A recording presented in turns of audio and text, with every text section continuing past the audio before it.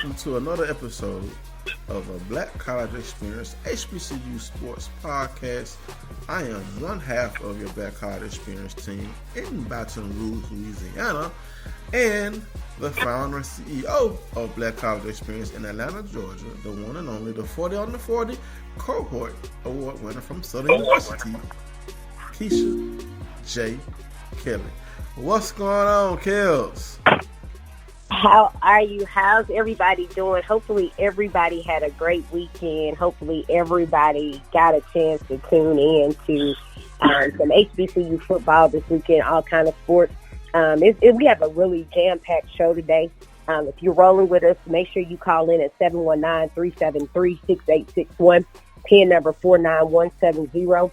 And talk to us, because we had some upsets this weekend. We had a lot going on in the MEAC. The SWAC had some upsets. The MEAC was all over the place. The SIAC done some stuff, had some domination. So the CIAA, some clinches have been done, including Shaw. So it's a lot that's going on. So again, if you rolling with us, call in at 719-373-6861, PIN number 49170.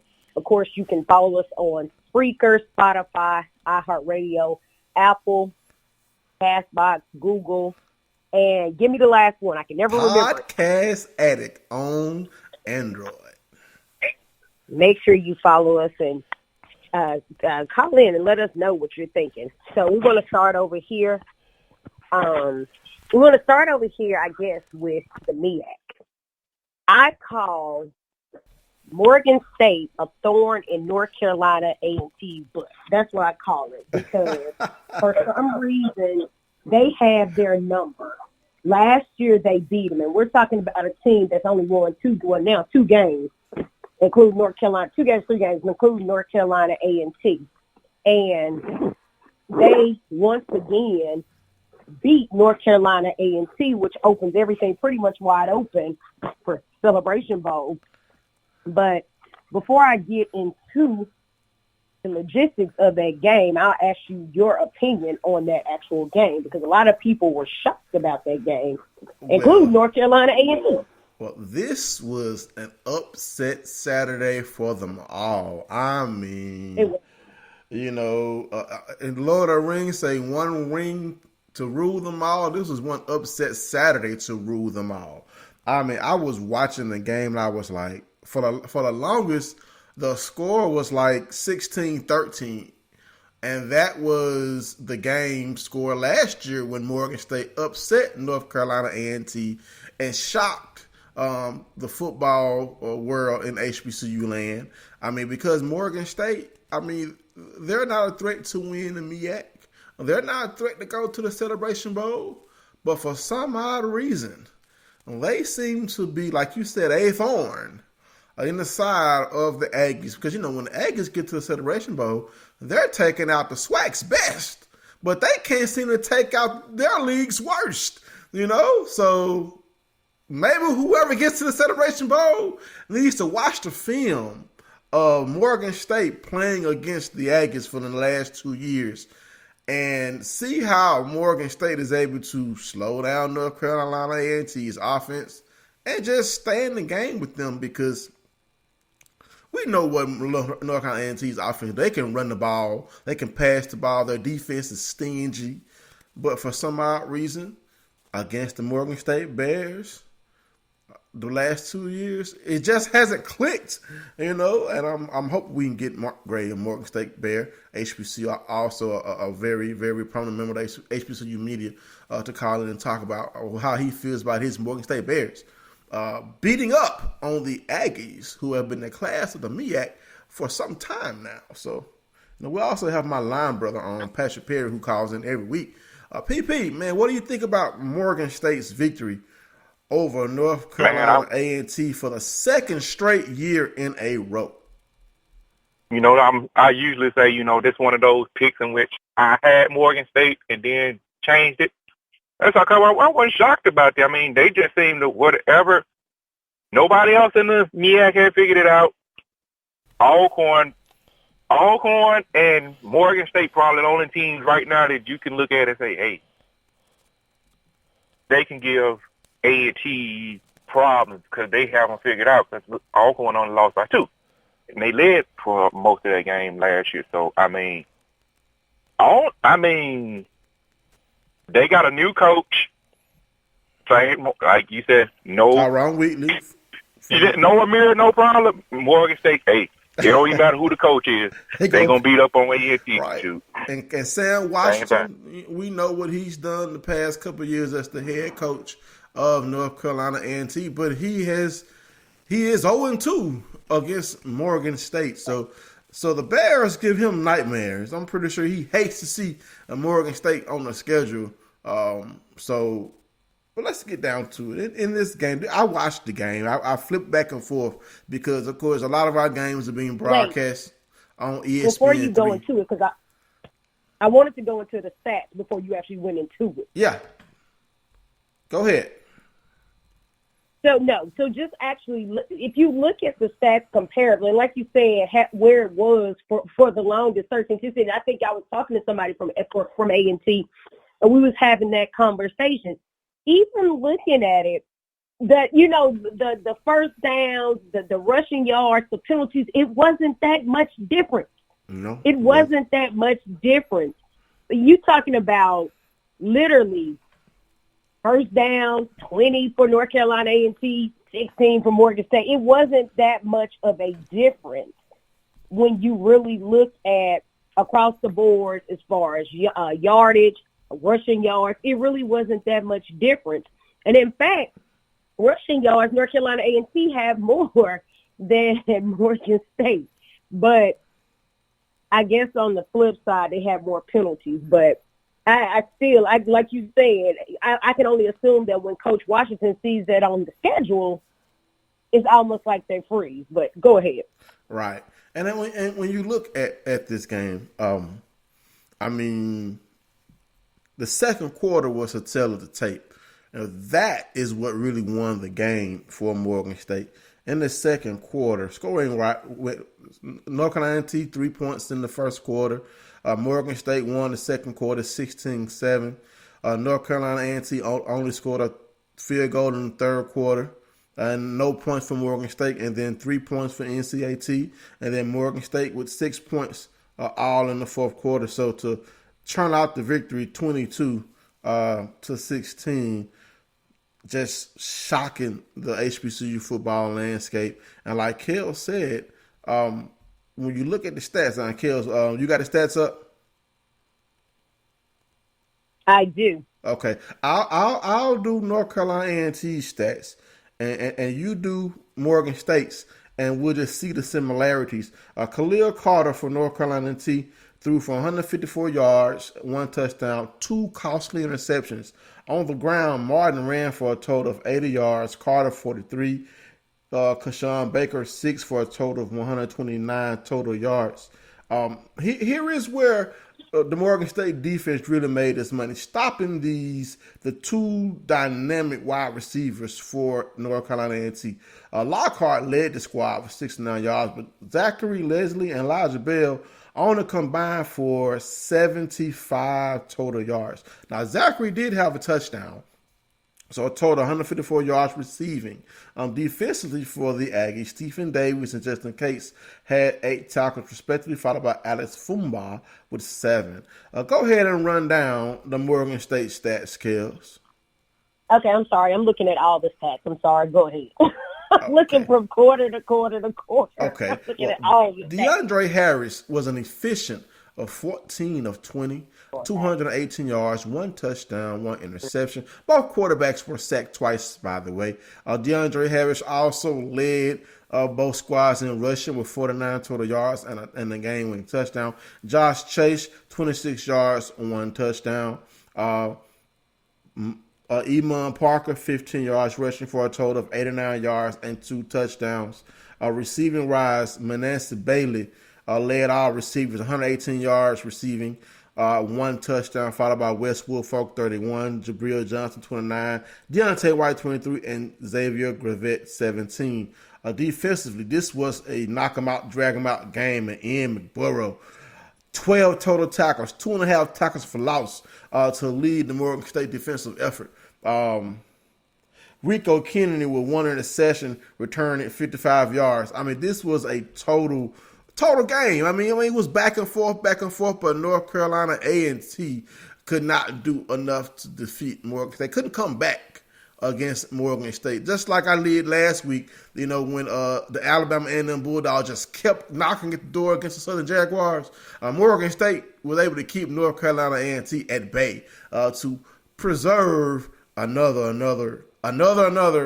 amazing upset in the MEAC, Kels.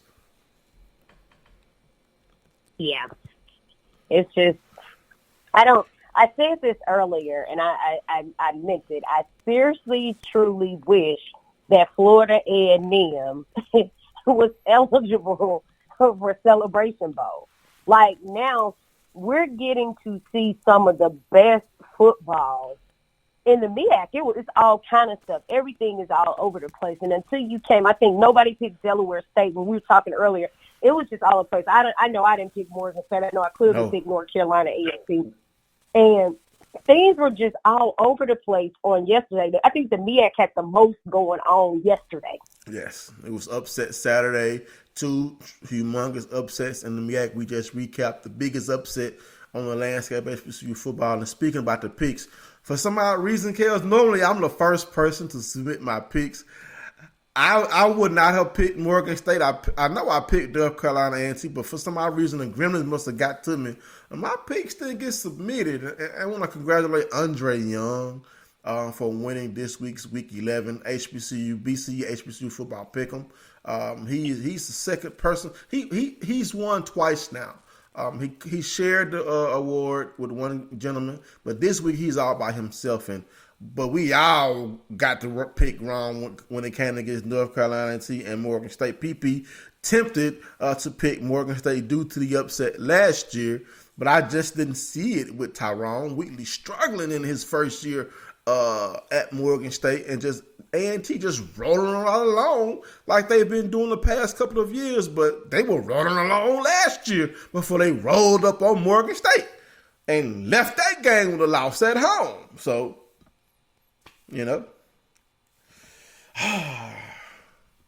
HBCU football, don't you love it? You got to, because it is, because even though we're still in the MEAC, I can't wait till we get over here to the SWAC. Oh, yeah. I got to go and talk about that, Grandma. But let's move along. In the MEAC, there was another monumental upset with a familiar score, a 16-13 upset. Delaware State upsets Bethune-Cookman. I mean, you got to realize both of the top-ranked teams in the MEAC losing on the same day to teams at the bottom of the MEAC. I mean, maybe I should have went and played a Powerball ticket on that day, because I don't never win. Maybe I would have looked up and won something since Morgan State and Morgan State and Delaware State were pulling off upsets, because I would love to have an upset win a Powerball. But let's talk about this Delaware State Bethune-Cookman game. Now, Bethune-Cookman could have basically sealed the MEAC if they would have won on Saturday. I mean, just like North Carolina A&T probably could have sealed the MEAC had they won on Saturday, but both of them lost.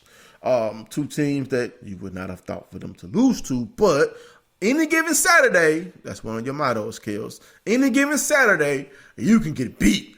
And that's what happened to Bethune-Cookman and North Carolina A&T. But now we're on the Bethune-Cookman-Delaware State game to look at the stats of both teams. Williams for Bethune-Cookman has been having a stellar year, but he was kind of kept in check against Delaware State. 14 of 28, one interception, 138 yards, sacked twice, no touchdowns. On the ground, he led the team with 46 total yards with 33 losses and sacks and stops on the run. Marcus Riley had one carry for 40 yards. A total of 119 yards rushing for Bethune-Cookman. Through the air, Marcus Riley also led the team with 32 yards on 4 catches.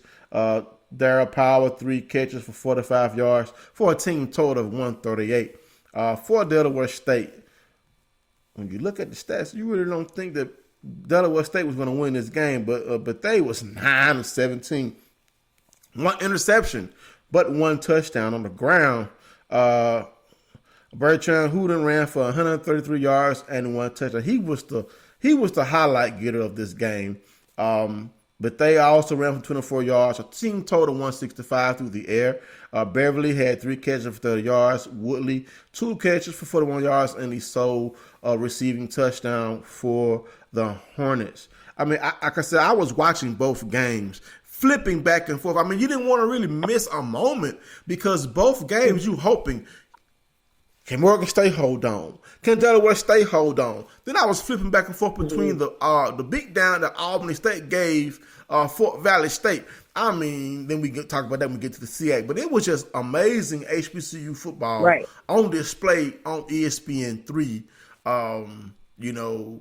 For just to watch. I mean, if you were it was an HBCU football smorgasbord on Saturday. Because what do you think about Delaware State pulling off a second great upset in the MEAC? The funny thing is, early on this season, they were like, Delaware State was a team to watch. And I think that Theo was one of the players they said that was on the watch list.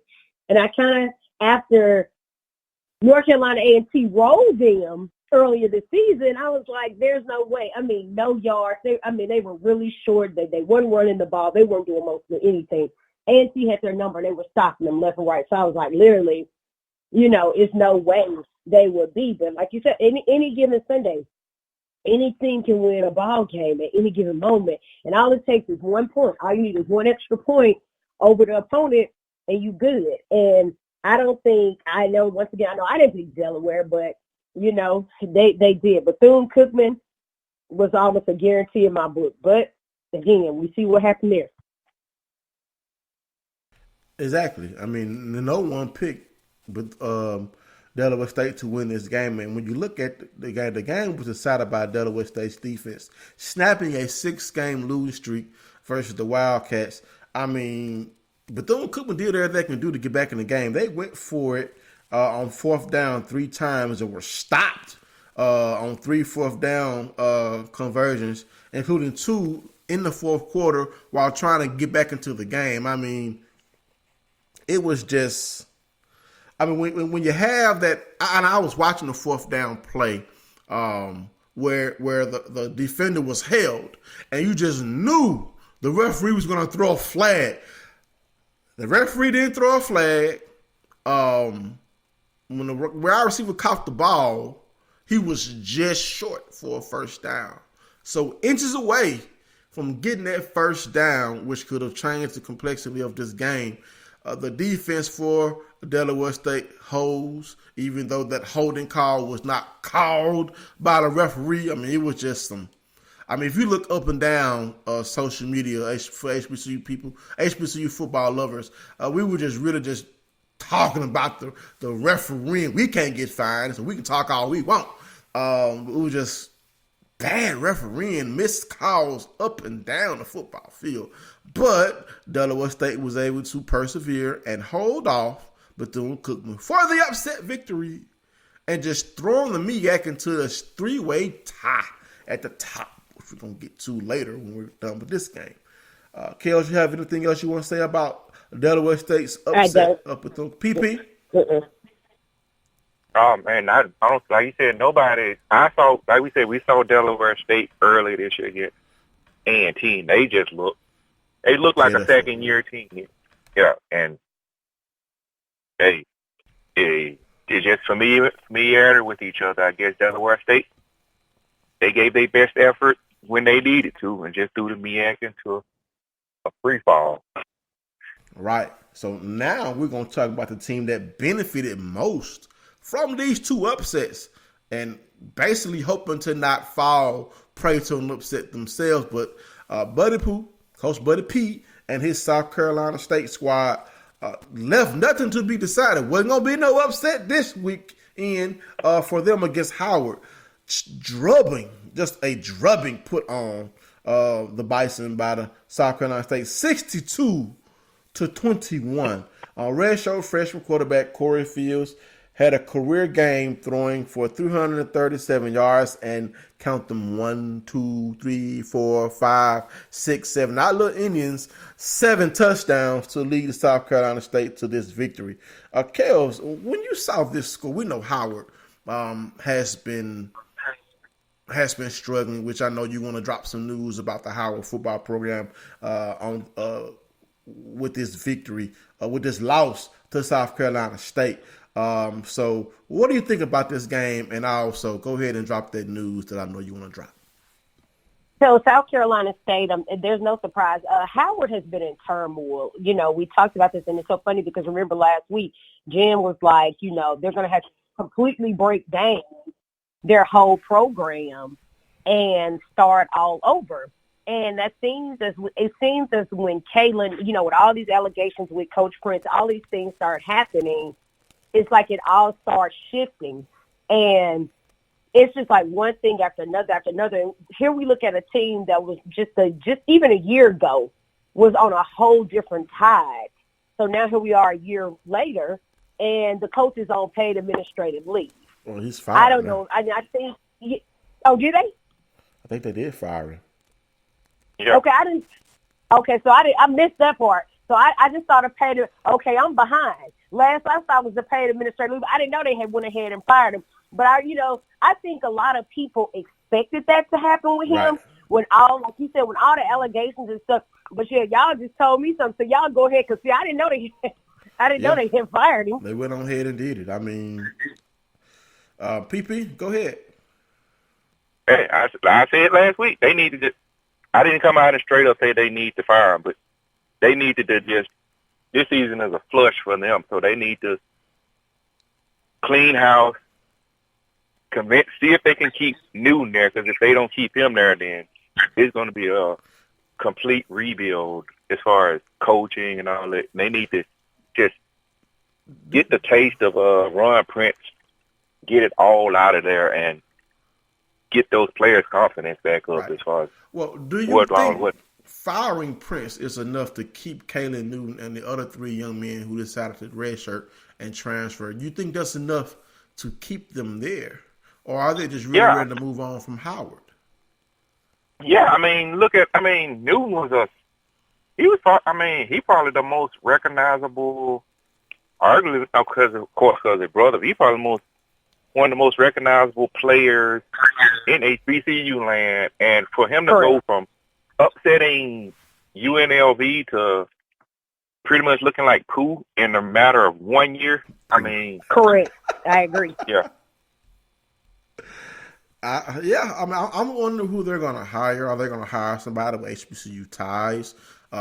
They need to. Prince really didn't have any HBCU ties. I mean, he served as a head coach after at Kansas State for a while. Then he was came from the Michigan staff. It's like he just was not a good fit looking at the allegations. I mean, don't get me wrong. We understand you come from big-time college football. You can't behave like that in big-time college football. You know we ain't going to take you behaving like that here in HBCU land. I mean, I don't know what this man thought he was going to be to do to come down here with this type of mentality. I understand you want to preach toughness, but there's a right and a wrong way to try to make players tough. And he chose the wrong path to being a successful head coach at Howard, any football program. Those Kansas State people, even Kansas State people were like, hey, that's rare. Like, Kansas State people like, man, why did they hire him? You know, did they not see what he did to Kansas State? The exact same stuff that he did at Kansas State, he did at Howard. And so, he's pretty much done as far as coach. He'll probably be a position coach. So he'll probably end up at Alabama.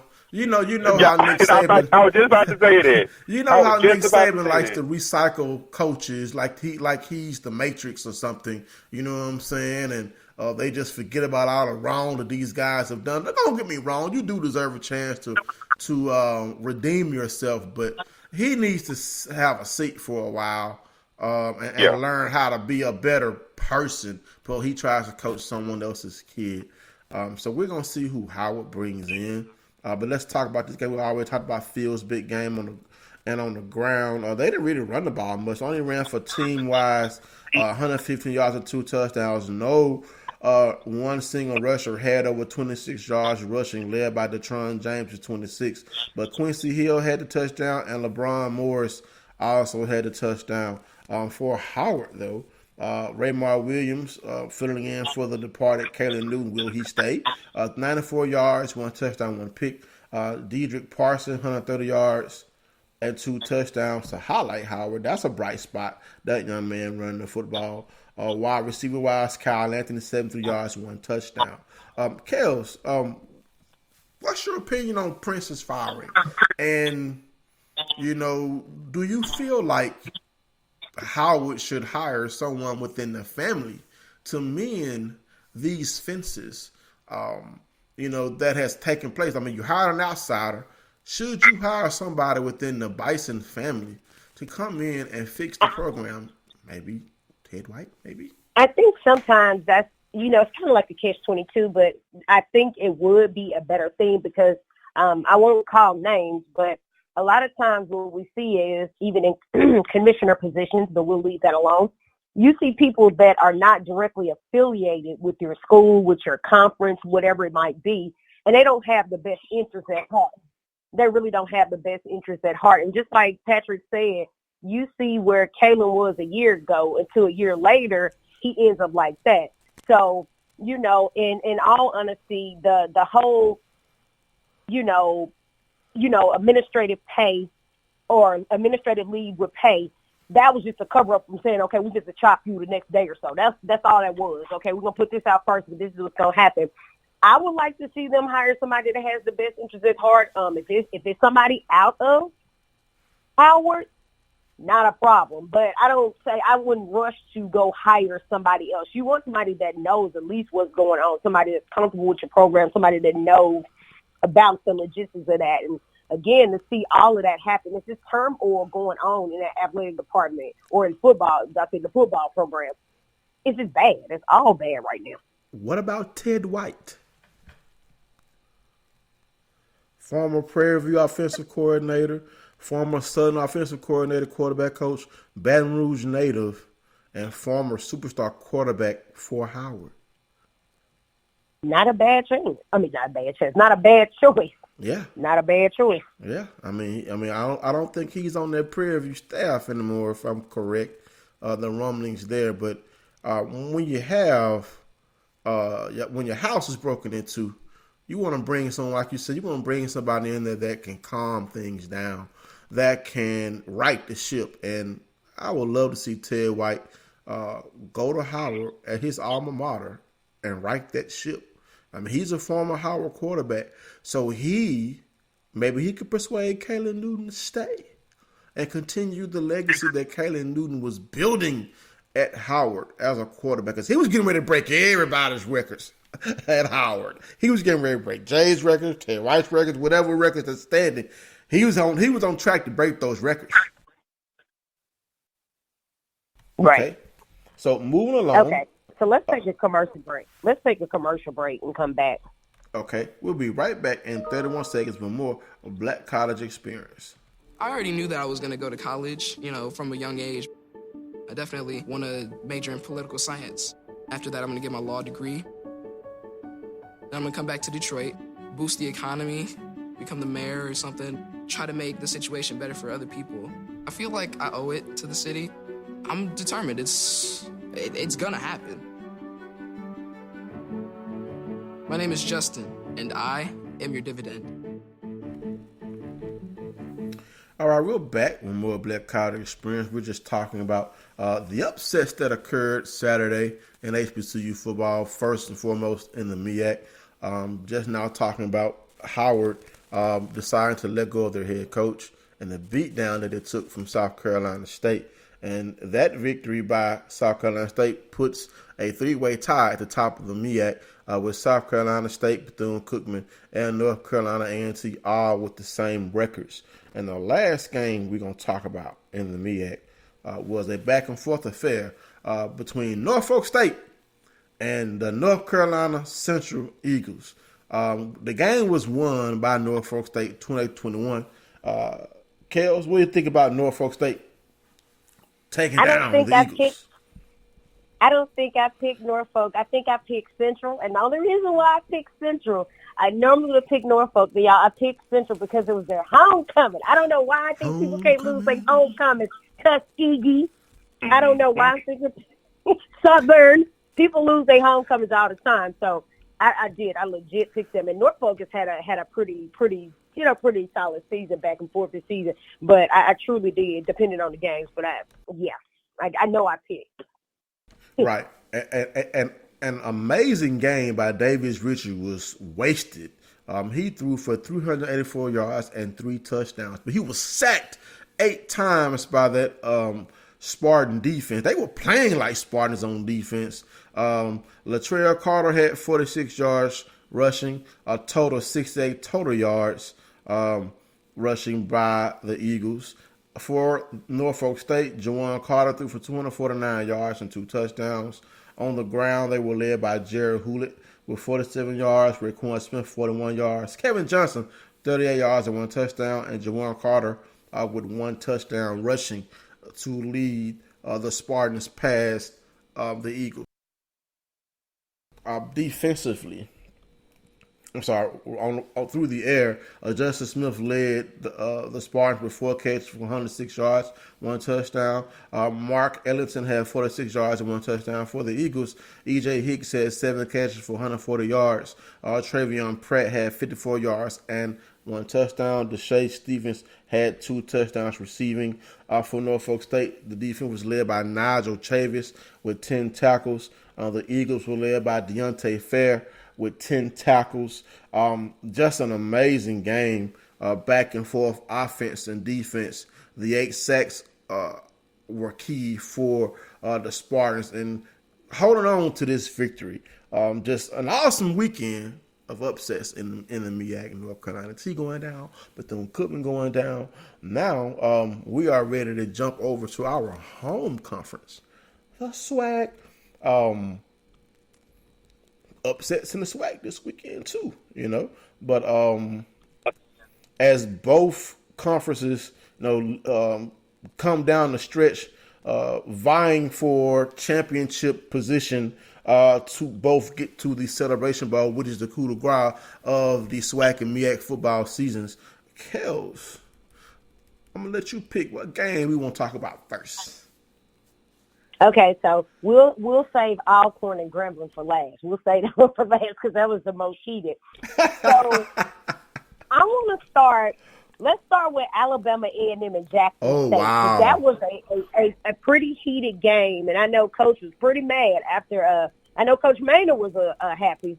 Jackson State wasn't on the side of the feelings. It was a little upset because Coach felt like they should have won, and to see it end like that 48-43, I really didn't think that A&M was going to pull it out. But just like A&M did last week, they played 4 quarters and they did not give up. Unfortunately, last week, Southern came out on the winning side, but Alabama A&M played for 4 quarters. Coach Maynard showed us that.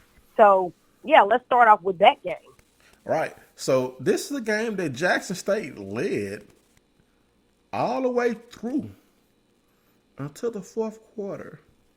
And as you talking about, man, there's a picture of Jackson State's head coach just showing his anger and disgust of the outcome of the football game. That's a Kodak moment in HBCU football. An upset coach just realizing that his team let a crucial game in the SWAC East escape. This was the no defense bowl. 48-43 as Kels spoke. This gave Alabama A&M a 6-4 record overall, 3-2 in the SWAC East as they try to catch Alcorn. Everybody's still trying to catch them Braves. But let's look at the stats of this game. I'm talking about it was touchdown passes aplenty for Jackson State. It looks like Jalen Jones has taken over that position. I don't know if Ponder is injured. Why couldn't he stay on the bench against Valley, PP? But Man, because we actually did an okay job against him when he played yeah, but Jalen against Jones, Jones. 13 of 19, 220 yards, 3 touchdowns. He was sacked 6 times. This running back of Keyshawn Harper, he's going to be a nightmare in the SWAC for the next couple of years. He ran for 135 yards and 1 touchdown. Jones ran for 130 yards and 1 touchdown. His best game in a Jackson State uniform. Jordan Johnson had 84 yards and a touchdown. This game, Jackson State ran for 336 yards, 361 yards on the ground. I mean, they were chewing up yards. Just chewing up yards. Didi Bowie, 4 catches, 66 yards, 2 touchdowns. Warren Newman. Wow, don't ever punt him the ball ever again. 1 catch for 30 yards and 1 touchdown. My good buddy Handy Daniel Correa, 1 catch for 39 yards. But the key game goes to Akil Glass. I mean, this guy is smoking. 25 for 40, 410 yards, 4 touchdowns. Jordan Bentley running like a brand new Bentley, 131 yards, 1 touchdown. He's regained his form for the Bulldogs. Receiving wise, Ibrahim, 9 catches for 203 yards and 2 touchdowns. Still missing Jenkins. Xavier Moore, 5 catches for 68 yards, 1 touchdown. Ryan Stokes, 1 catch for 32 yards. Defensively for both teams, Tyler Rodgers and Elvia Payton led the Tigers each with 8 tackles. For Alabama A&M, Armani Holloway had 8 tackles, half tackle for loss, half a sack. Kelly had 8 tackles, 2 tackles for loss, and a sack. And Carter also had a sack. I mean, this is what you call a game. Kels, just look at the score.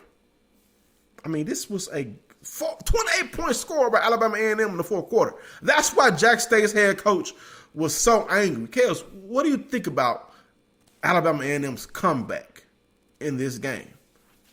Well, I said that A&M was going to win. I picked A&M anyway, so I didn't expect Jackson State to put up, 43 points against them, but for A&M, for Coach Maynard to have them rally back like that with Jordan Bentley and Kid Glass is pretty much and it gets me because, again, you're missing Jenkins Jr. You're missing Junior. So to see them do that and come back and win, it was a task, but they did it. Right. And just like last week, Alabama State kept coming back the very next play. They took the lead against Jackson State like they took the lead against Southern. But Southern was able to get that lead back and seal the deal. Jackson State took the lead back, but were not able to hold it with 25 seconds left. Akil Glass hit Ryan Stokes on that aforementioned 32-yard touchdown pass to seal the deal and defeat the Jackson State Tigers, a team which your Southern Jaguars will face next week in the Boombox Classic. This was a classic in the SWAC. Offense, defense, touchdowns of plenty of passing yards. It was just an amazing game. This game should have been on ESPN3 as well with all of the offensive firepower that took place. It's a shame that we could not watch this game. Just an amazing offensive effort for both teams.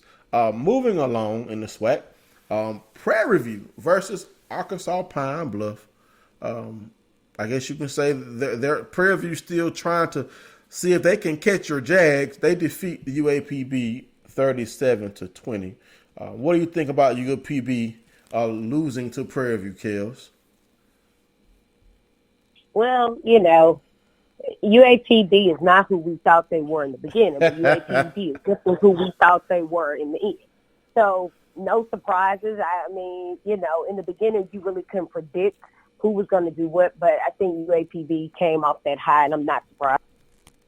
Right, because they started the season smoking hot. PP, your opinions on the UAPB falling to Prairie View?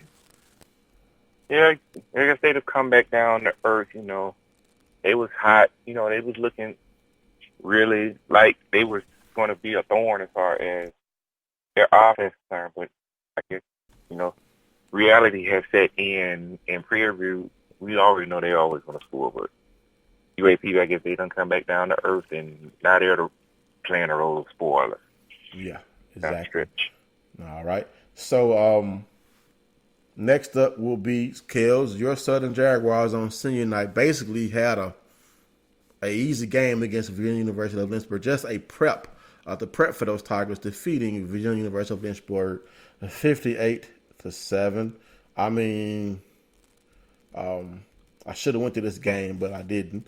But let's look at the stats for this game. I mean, Darius Skepton, we know what he did last week. Another big game for the young man. 193 yards passing, 2 touchdowns. Devin Ben got off.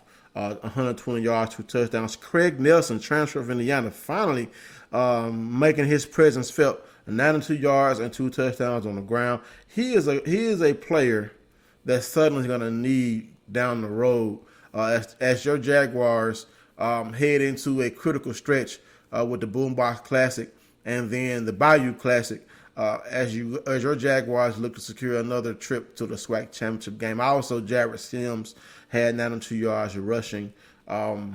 Receiving wise for the Jaguars, Hunter Register again making that connection with Skelton. 68 yards, 1 touchdown. Jamar Washington, 62 yards. And the other touchdown was by Kendrick Jones through the air.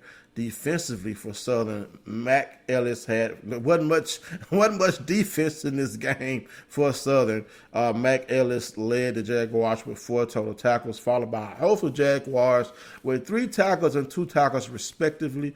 Just an all-out buck whooping that your Jaguars put on the Dragons of Virginia University of Lynchburg. I'm trying to find that Alabama State versus Texas Southern score. I know Alabama State whooped up on Texas Southern, but that score is not coming up. 27-21. Okay. 27-21. 27-21. I mean, that's a close game. I mean, Alabama State, we whooped up on Texas Southern. Yeah, I have it now. We whooped up on Texas Southern, but Texas Southern been trying to, get in that win column, playing some close games the past couple of weeks, but that win eludes them. They shut out Alabama State in the second half as their comeback bid falls short. DeAndre Johnson led Texas Southern with 106 yards passing, 1 touchdown. Through the air, Davis led Alabama State's passing with 226 yards and 3 touchdowns. Ezra Gray was a man on the ground, 154 yards, but no touchdowns. Ja'Cory Merritt had a touchdown on the ground for the Hornets. On the ground for the Tigers, Ladarius Owens, 78 yards. Dominic Franklin had 53 yards and 1 touchdown. DeAndre Johnson had the other rushing touchdown. Danny Corley leads the Tigers in receiving with 65 yards to go. And Alabama State's Jefferson had 5 catches, 102 yards, and 3 touchdowns. Let's see here. All right, so now we're ready to talk about the upset of the week in the SWAC, Kels. I'm going to let you lead it. So, the upset of the week, the guarantee looks like was a guarantee for Alcorn.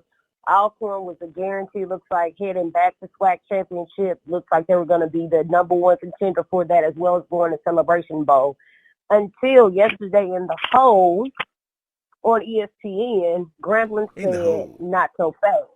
Not so fast. And we can roll back to last week again when Jen said a broken Grambling is a deadly Grambling. Yeah. And that proved to be correct. It proved to be correct. Grambling will always play Alcorn hard the same way the dusty Atlanta Falcons played the Saints hard. It's just how it plays out. Did the Saints come back and win? See what happened. They did not come back and win. The Saints got blew out 26-9. Oh, wow. They did not play defense, offense. They didn't do anything today. But literally, Grambling shut down. Alcorn wanted to smoke, and literally, Grambling took the pipe. They shut it all the way down. They took the pipe.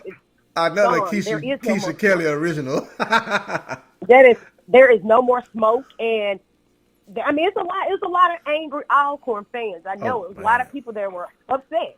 But when you glow, You got to be able to take. You got to be. If you give it, you got to be able to receive it. So go ahead. Well, this is the first real chink in the armor of Felix Harper.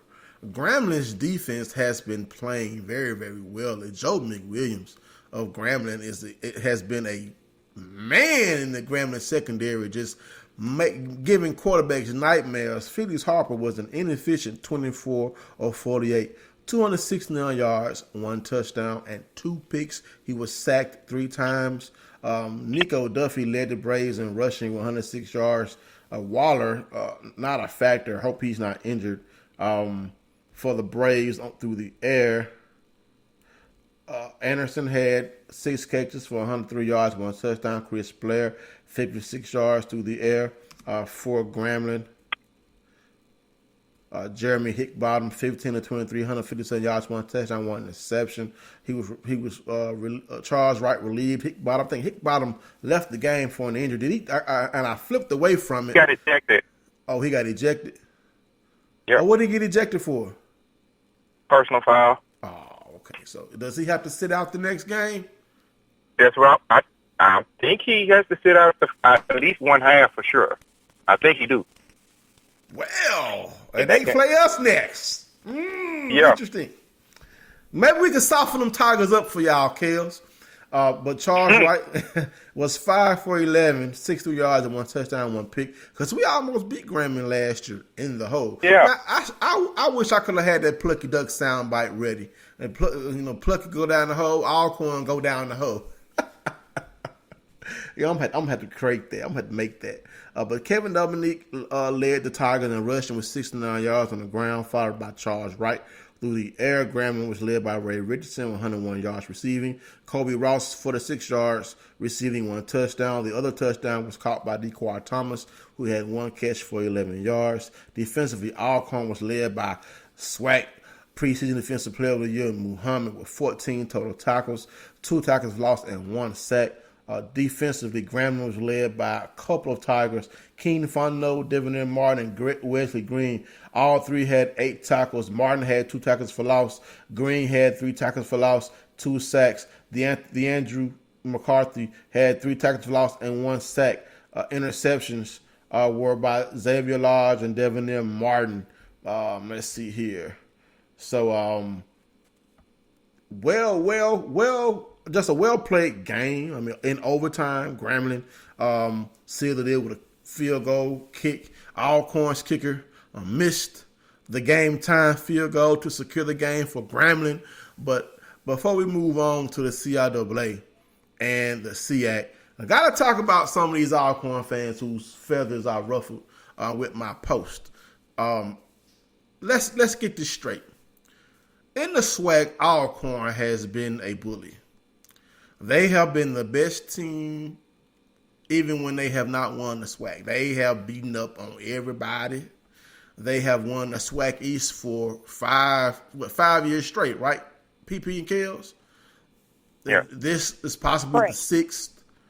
I'm not used to this type of dominance from Alcorn. I grew up, Jack State was the bully of the SWAC,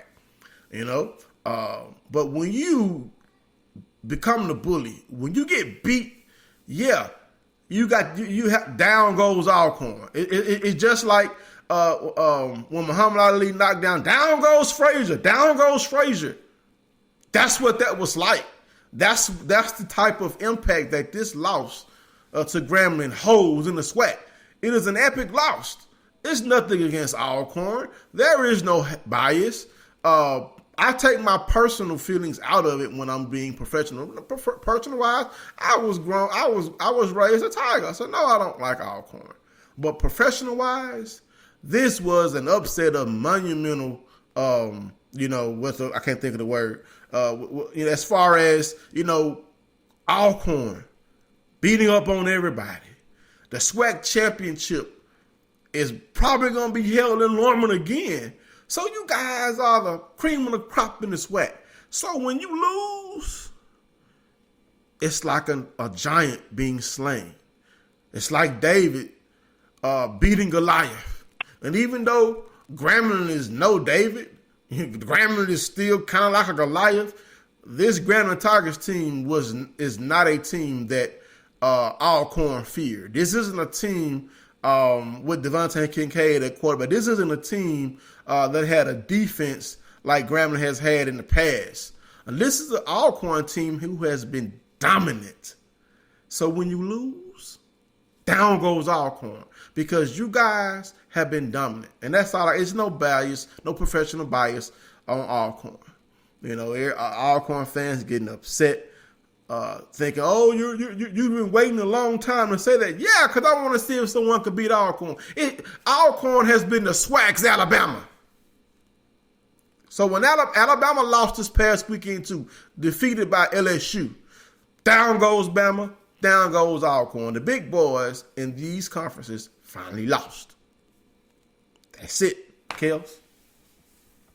I think in hindsight, like I said, if you give it, you got to be able to take it. And Yeah. I've never seen so many angry people. And I said it yesterday, and I say it again today, and I say it for everybody to hear it. The same energy that you brought to that post because you was mad, you was angry, you was pissed off because you made the post. I need that same energy. When we talking about supporting our schools, when we talking about giving scholarships, we talking about supporting Black college experience and buying a T-shirt so we can put money back into HBCU, we need that same type of energy. Don't stop by a post because you want to vent, because you angry, but then when somebody asks you to support the cause, you know where to be found. All I see is angry Alcorn people all up and down. And like I told them, I'm not going to argue with you. I'm not. This is a business page. Y'all can take that angry stuff to y'all group. I ain't going to do it with you. Because, see, I know how people do. People all gang up, and not just them. That was just that particular post. But when people all want to gang up and do that extra stuff, for 3 years, you have always talked about the good stuff Alcorn does. You talk about the stuff that Grambling does. So it's not like, oh, it's just purposely, but it was a fact when you said, down goes Alcorn. It was just a headline, and everybody just went ham. And I'm like, I didn't even see it. I saw the picture before I saw the title. Right. And I did the same thing for Morgan State. Exactly. And I meant to do it for Delaware State too, but I forgot. People were so angry, and I was just like, okay, it is. Like I said, nobody's invincible. That's the thing. Any given Sunday, any given Saturday, in this case, anybody can go down. But that's correct. I would love to hear that feedback. Call in and talk to us. We begging people to call in and talk to us, but everybody want to do it on social media. No, call in and let's talk about these games. Hey, that's what we're here for. You know, but before we jump over to the SIAC, I want to congratulate Prairie View. They have brought the SWAC championship back to a SWAC institution. Yeah. Howard, y'all in the SWAC for soccer, but you're not SWAC. You're MEAC. So Prairie View dethroning Howard. Thank you, Prairie View. I am happy that the SWAC soccer title is back home at a SWAC institution. So congratulations to those young ladies for a hard-fought victory over Howard. Kelly, what do you think about the SWAC soccer title coming back home to a SWAC institution? Congrats to them. This is the first. This is the first title for Prairie View in their program history. Exactly. And they actually knocked out Howard 1-0. So it's the first time in history they actually won that title. Yes, indeed. And the coach is a ballet alum. Who was the coach? Sonia. She was the coach that won the title in 2012. She won the last title for us in 2012. Okay. She played at Valley, played in the World Cup, came back to Valley, won the SWAC. Awesome. Yeah. So we're ready to jump over to the MEAC and talk about these games. We're not going to be able to spend as much time as we did on the SWAC and MEAC, but we definitely want to talk about these games because Miles solidifies their spot in the SIAC championship game, kills for the second straight year, defeating Tuskegee 20-6. What do you think about that game? Well, once again, I picked Tuskegee because I thought Coach Slater would not let me down. Knowing what Coach Ruffin is, I know what he's doing. And once again, my feelings were hurt. Coach Slater didn't. He hurt my feelings. And Miles is going back to play for another SIAC championship, but they will not be at home. They will be playing in Albany State. Yeah. Kentucky State defeats Central State. And the other side of this game was decided in beat-down fashion. Albany State opened a can of whoop ass on Fort Valley State, 42-6. Now, Miles and Albany State played for the SIAC championship last year, correct? Last year was Miles and Albany State. Yes, and Miles opened a can of Albany State, right? Mm-hmm. Correct. So they get the chance to go at it again. Albany State looking like we coming for blood, baby. Lane defeats Benedict in a back-and-forth affair in Atlanta, Georgia. Morehouse keeps Clark Atlanta defeated on the season, a 40-39 victory over Clark Atlanta. Savannah State, who finished the SIAC season undefeated, blew out Edward Wallace 49-19. And we're not going to have a lot of time to talk about it. We'll have to talk about this next week. Of course, they are ineligible to play for the SIAC championship due to, I think, restrictions from moving into the conference and then NCAA issues. So this is kind of like FAMU. You winning all these games and you don't get a chance to play for the reward. I mean, you winning. It looks good to win, but you don't get a chance to reap that reward to play for the title. It leaves an empty feeling in your gut. I mean, I played sports.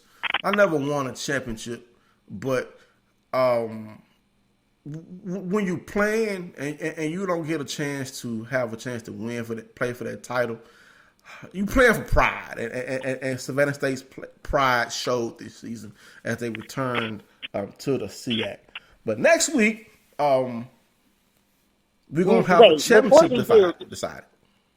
Yeah, before I do, I want to go back to this Albany State, to this Fort Valley to this the Fountain City Classic, because I was there. Right, I was actually at that game, and so what happened? This was a case of special teams. Special teams. Every time special teams stepped up, this was a case of Albany State literally capitalized off a block punt, literally maybe 4 or 5 times.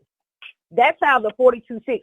After Fort Valley scored one time, and that was in the first quarter, they got 6 points. They missed the extra point. They didn't score any more. Literally back-to-back plays off a block punt, off a special team. Literally. That's basically how Albany State won the game. And I call this a revenge game next week, because even though we know what Miles will do, if Albany State plays like they played yesterday, it's going to be a really good game. Well, I'm looking at these short drives. 1 play, 12 yards, touchdown. 2 plays, 2 yards, touchdowns. 2 plays, 5 yards, touchdown. When you let the team score on a short field like that, you're going to lose, and lose big. Fort Valley State did. So, okay, let's pick this game. Miles versus Albany State. We ain't picked the game on air all season. Who you rolling with, Kels? Miles or Albany State?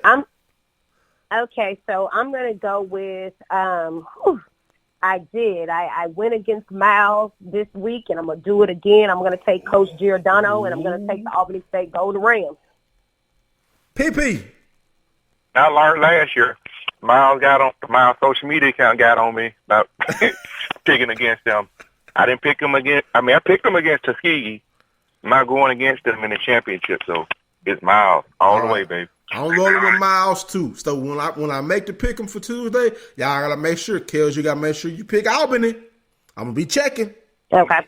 And me and PP, we gonna pick Miles. All right. So to finish up the night, let's talk about one of my favorite HBCU conferences. Even though my favorite players graduated and gone. Noah Murray Hall. But guess what? Bowie State don't care. They've been rolling all season long. Run down these game scores so we can get ready to get out of here. Shaw defeats St. Aug's 24-21. Chowan, my favorite school to pronounce, blew out Lincoln 44-20. Johnson C. Smith blew out Livingstone 34-6.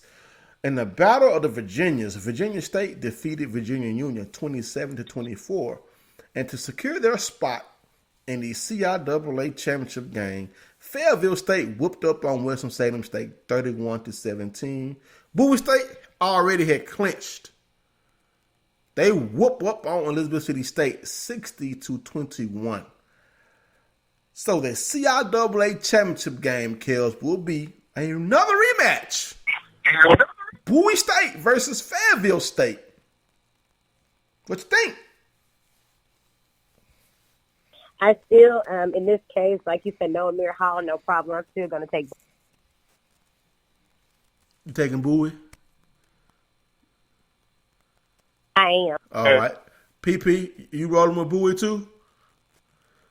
And how many games they done lost this year? Oh, let me go pull this up, man. Wasn't expecting you to tell me that. Bowie State is undefeated, 10-0. Okay, then. Yep, you already know that. I'm they at are 10-0. Fayetteville is gonna be 8-2. I am rolling with Bowie State also. I think they're going to repeat as CIAA champ. That team has not missed a beat since the departure of Amir Hall, since the eligibility exhausted. Rolling with Bowie State. And that is our show for tonight. Kels, go ahead and close us out for those angry Alcorn fans. I'm sorry, I had to. I couldn't hold it in.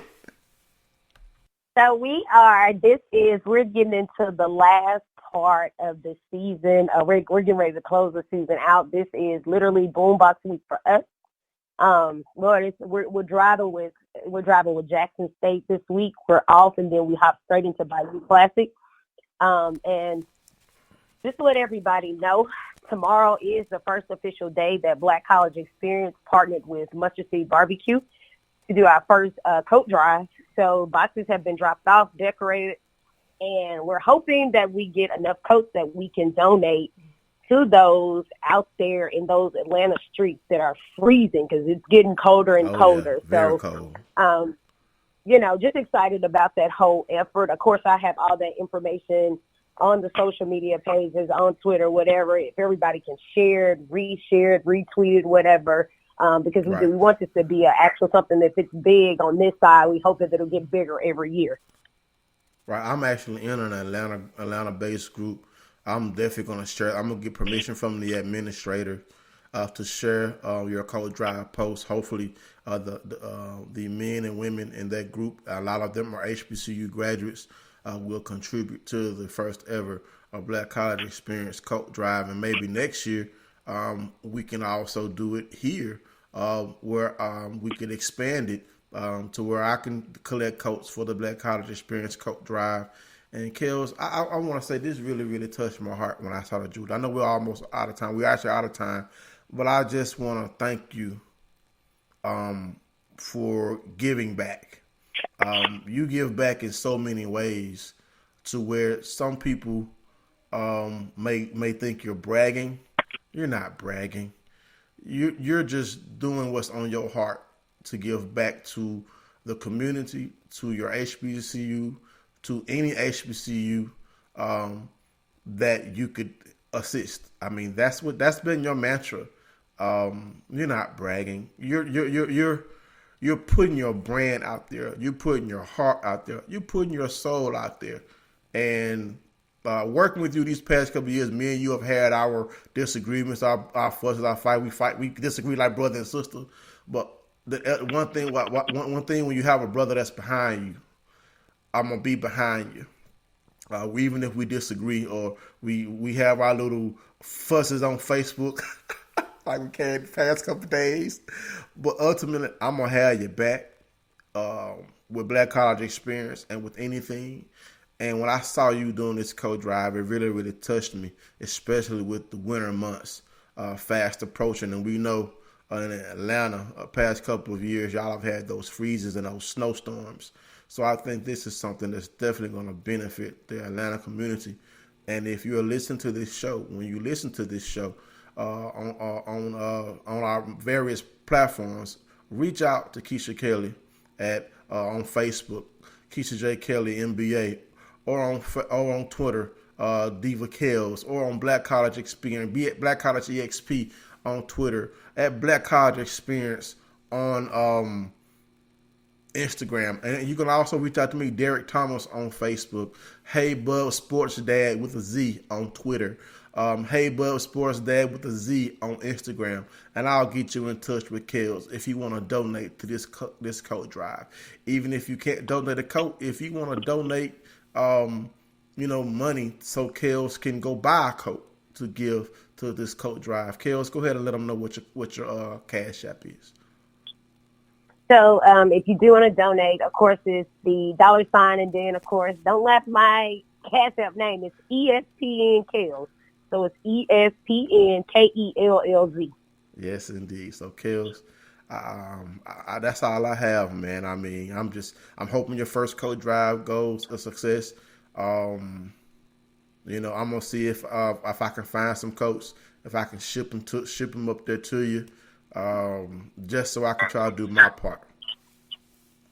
All righty.